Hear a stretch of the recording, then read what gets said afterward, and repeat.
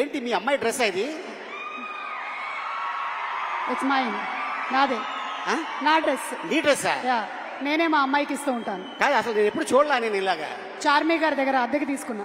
Actual గా ఈ getup లో మా హీరోయిన్ రావాలి, ఆవిడేమో చక్కగా చీర కట్టుకొచ్చింది, నువ్వేమో మేము రాంపోతినేని గారి సైడ్, ఓహో మీరు కావ్య తప్పర్ సైడ్, అందుకని మేము రామ్ గారి కోసం అని ఇట్లా వచ్చాం.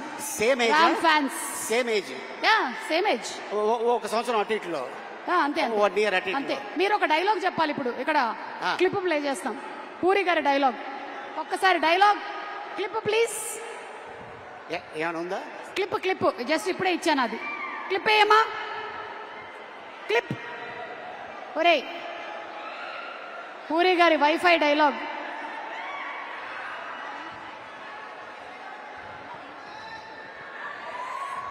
ఇక డైలాగ్ గురించి చెప్పాలంటే పూరి గారి కలం ఇంకు చాలా కాస్ట్లీ.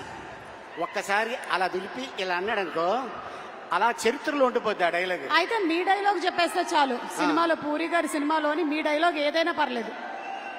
నా సినిమాలో నా డైలాగా? పూరి గారి డైలాగ్. ఐ మీన్ మీ అందరికి తెలుసు, చిరుత సినిమా.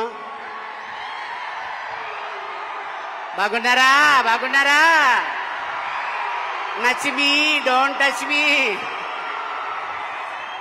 సో అక్కడి నుంచి పోకిరిలో మా అన్న ఆయన ఏజ్కి హీరోయిన్ లవ్ చేస్తుంటాడు.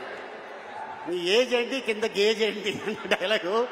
అది ఇప్పుడు కూడా ఎక్కడికి వెళ్ళినా కూడా ఎప్పుడు చెప్తూనే ఉంటారు. అండ్ అలాగే అండ్ ఇసుక, ఈడియట్ మీ అందరికి తెలుసు, బీదర్. అండ్ అలాగే అమ్మా నాన్న తమిళ అమ్మాయి. అండ్ అలాగే టెంపర్, బద్రి, గంగతో రాంబాబు, ఇలా ఎన్నో ఎన్నో ఎన్నో.